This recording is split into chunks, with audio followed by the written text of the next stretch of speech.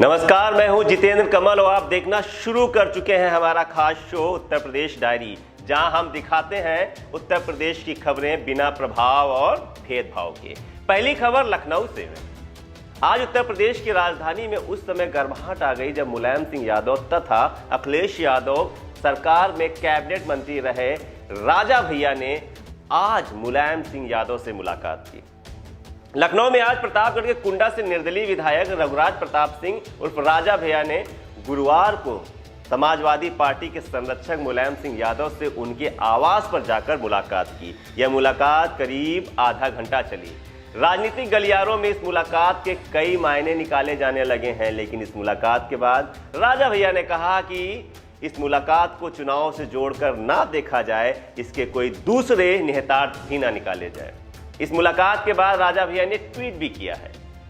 राजा भैया प्रदेश की सभी 403 विधानसभा सीट पर चुनाव लड़ने की तैयारी में हैं। बीते दिनों अपनी पार्टी की रथ यात्रा भी शुरू की है। सूत्रों का कहना है कि बीती रात अखिलेश यादव से फोन पर उनकी बात हुई थी। इसके बाद आज उन्होंने लखनऊ में मुलायम सिंह यादव से मुलाकात की है। आपको बता दें कि राजा भैया का उत्तर प्रदेश में अपना रसूख है। विधायक के रूप में 25 वर्ष का कार्यकाल पूरा करने वाले राजा भैया ने अपनी पार्टी जनसत्ता दल राजनीतिक का गठन किया है।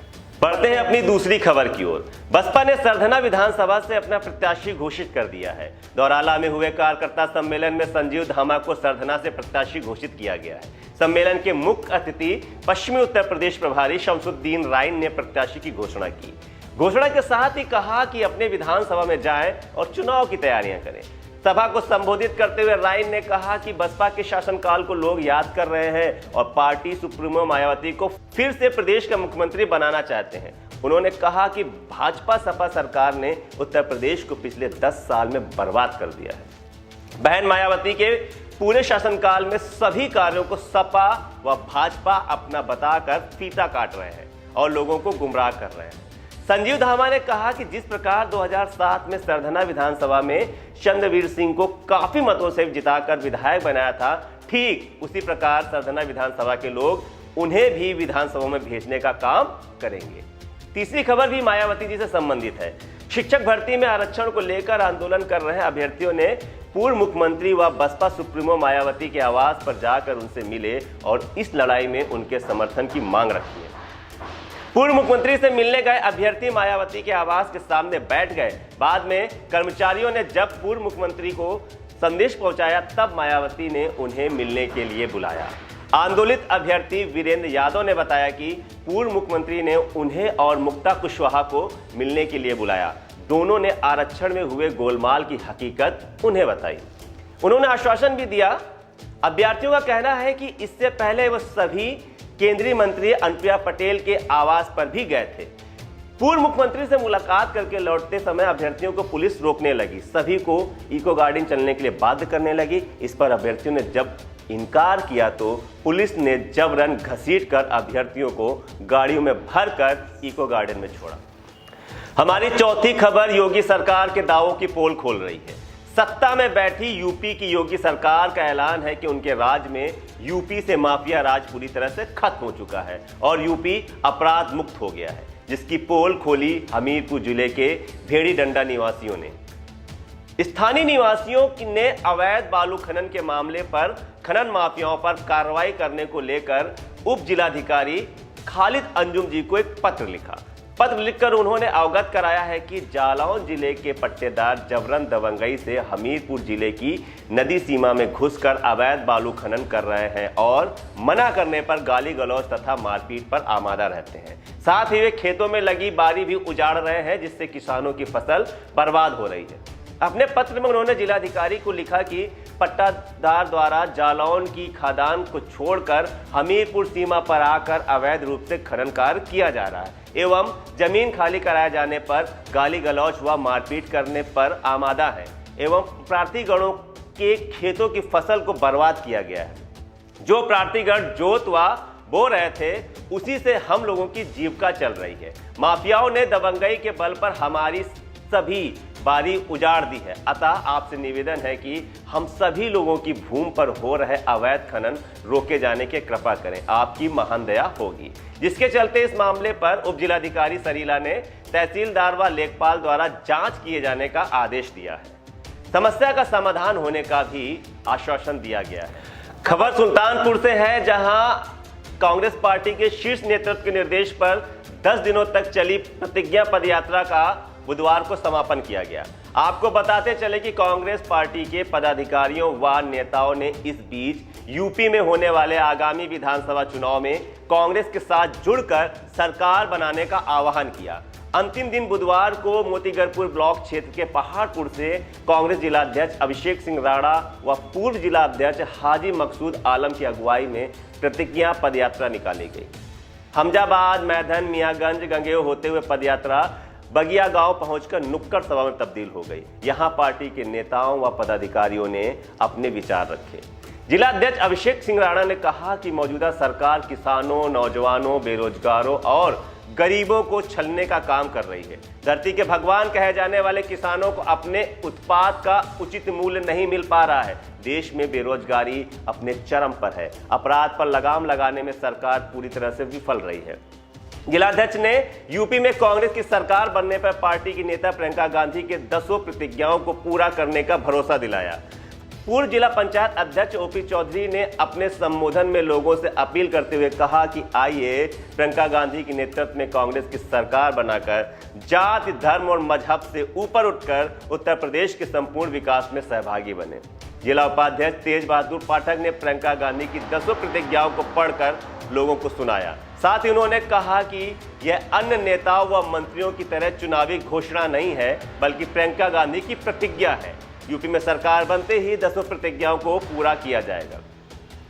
चुनाव हो और धर्म की राजनीति ना की जाए, वो हो ही नहीं सकता है। जैसा सोचा जा रहा था कि जैसे जैसे चुनाव पास आएंगे, भाजपा नेता धार्मिक बयानबाजी करके ध्रुवीकरण करने की पूरी कोशिश करेंगे, ऐसा ही शुरू हो गया है। योगी सरकार में राज्य मंत्री ठाकुर रघुराज सिंह ने मदरसों को लेकर विवादित बयान दिया है। उन्होंने कहा है कि मदरसे आतंकियों के ठिकाने हैं, जहां आतंकियों को प्रशिक्षित किया जाता है। रघुराज सिंह ने अपने बयान में कहा कि मदरसे आतंकवादियों के अड्डे हैं, वहां आतंकवादियों की ट्रेनिंग दी जाती है। मदरसे से निकलने वाला व्यक्ति आतंकवादी बनता है, उनकी सोच आतंकवादी की होती है। अगर भगवान ने मुझे मौका दिया तो पूरे देश के मदरसे बंद कर दूंगा। अब मंत्री यही नहीं रुके, उन्होंने अपने बयान में अलीगढ़ मुस्लिम यूनिवर्सिटी का भी जिक्र कर दिया। उन्होंने कहा कि कभी यूपी में 250 मदरसे थे और आज 22,000 मदरसे स्थापित हो चुके हैं। एएमयू के छात्र रहे आतंकी मन्नान वानी का जिक्र करते हुए उन्होंने कहा कि वह यहां से पढ़ाई करने वाला आतंकी था और मदरसे से बाहर आकर वह यहां पढ़ाई करने को पहुंचा था। मदरसे से जितने भी लोग बाहर आते हैं वह आतंकी होते हैं। यही नहीं, मदरसे में पढ़ने वाले सभी लोग आईएसआई के एजेंट हैं। राज्य मंत्री रघुराज प्रताप सिंह ने कहा कि आतंकवाद के चेहरे को रौंदना है और सांप को खत्म करना है। तो जैसे सांप के फन को कुचला जाता है, वैसे हम आतंकवाद को कुचल देंगे। ऐसा पहली बार नहीं है जब योगी सरकार के किसी मंत्री ने इस तरह की बयानबाजी की हो। सुनिए रघुराज प्रताप सिंह का यह पूरा बयान। मौका दिया तो पूरे देश के मदरसे बंद कर दूंगा। मदरसे जो हैं आतंकवादियों के अड्डे हैं, आतंकवादी की ट्रेनिंग दी जाती है, क्योंकि यहां से जो आदमी निकलता है जो मदरसे से, वह आतंकवादी बनता है, उनकी सोच आतंकवादी बनती है। इसलिए इस देश में हमें पूर्ण तरह से आतंकवाद खत्म करना है। आतंकवाद का मुंह कुचलना है, सर्प की तरह जैसे उसका फन कुचल दिया जाता है, वैसे ही आतंकवाद का भी फन हम लोग कुचलेंगे। भगवान इस लायक मौका दे मुझे कि सबसे पहले इस देश में मदरसे बंद हो जाएं, क्योंकि 250 मदरसे थे, आज 22,000 मदरसे उत्तर प्रदेश में स्थापित कर दिए और मदरसे में केवल आतंकवादी पैदा होते हैं। मैं आपको बताऊं, देखिए मुस्लिम यूनिवर्सिटी से बानी निकला था कि नहीं, वो भी मदरसे से जम्मू कश्मीर से पढ़ के आया था, यहीं का था। मैं तो और कहीं दूर कहां जाऊं, जिस भी मदरसे से जो पढ़े, जितने आईएसआई के एजेंट और वह सारे मदरसे से निकले हुए। आज देखिए केरल में इस्लामिक बात चला रहे हैं, वहां पर हिंदू बेटियों के साथ अत्याचार हो रहा है, तो क्योंकि कम्युनिस्ट सरकार है वहां पर। तो ऐसे टाइम में मैं तो आदरणीय प्रधानमंत्री जी से निवेदन करूंगा कि केरल की सरकार को भंग करके राष्ट्रपति शासन अविलंब लगा देना चाहिए। अंतिम खबर उत्तर प्रदेश के शातिर जालसाजों की है। योगी के यूपी में जहां अपराधों का सिलसिला थमने के बजाय बढ़ता ही जा रहा है, वहीं दूसरी तरफ शिक्षा का स्तर भी गिरता चला जा रहा है। हर पेपर में धांधली करने वालों के नाम सामने आ जाते हैं, जिसका असर बच्चों के भविष्य पर पड़ रहा है, जिस पर कोई भी सरकार कुछ नहीं करती है। और योगी सरकार की बात करें तो ना ये अपराध पर लगाम लगा पाई है और ना ही अपराधियों पर। अब एक बार फिर यूपी के एसटीएफ की गोरखपुर इकाई ने उत्तर प्रदेश पुलिस भर्ती व प्रोन्नत बोर्ड की दरोगा, कांस्टेबल व समकक्ष पदों की सीधी भर्ती की ऑनलाइन परीक्षा 2021 में धांधली करने वाले अंतर्राज्यीय गिरोह का भंडाफोड़ किया है। एसटीएफ गोरखपुर इकाई के प्रभारी निरीक्षक सत्य प्रकाश ने बताया कि पुलिस भर्ती की ऑनलाइन परीक्षा को निष्पक्ष व पारदर्शी तरीके से कराने की जिम्मेदारी मिली है। इसी लिहाज से सूचना जुटाई जा रही थी, तभी पता चला कि एक व्यक्ति ऑनलाइन परीक्षाओं में सेटिंग करता है और वह विष्णुपुरम भेड़ियागढ़ मोहल्ले में कुछ अभ्यर्थियों की सेटिंग कराने के लिए आ रहा है। सूचना पर एसटीएफ की टीम ने छापा मारा और बिजली निगम के कर्मी संतोष कुमार यादव को दबोच लिया। संतोष कुमार यादव से सख्ती से पूछताछ के बाद उसने बताया कि विष्णुपुरम भेड़ियागढ़ के मकान नंबर 812F में पहली मंजिल पर सॉल्वर गैंग के कुछ सदस्य मौजूद हैं। इसके बाद टीम ने मौके पर पहुंचकर जबरन कमरे का दरवाजा खुलवाया तो साक्ष्य मिटाया गया था। जरूरी सामान व कागजात जला दिए गए थे। इसकी राख भी बरामद की गई। मौके से ही बुधवार की शाम 6 बजे 4 और आरोपियों को गिरफ्तार किया गया था। और इसके पहले ही एसटीएफ ने बीते मंगलवार को ऑनलाइन सेंटर से नित्यानंद गौड़, अश्विनी दुबे, रजीश दीक्षित को गिरफ्तार किया था। इन सबके खिलाफ रामगढ़ ताल थाने में मुकदमा दर्ज कराया गया है। इस मामले में प्रभारी निरीक्षक ने कहा कि गिरफ्तार संतोष कुमार यादव ने पूछताछ में आकाश अंकित श्रीवास्तव का नाम लिया है और कहा है कि हम दोनों ने मिलकर 2 अभ्यर्थियों को एसएससी की परीक्षा में चयन कराने के लिए 5.5 लाख रुपए वसूले थे। अब यह धनराशि एसटीएफ ने बरामद कर ली है।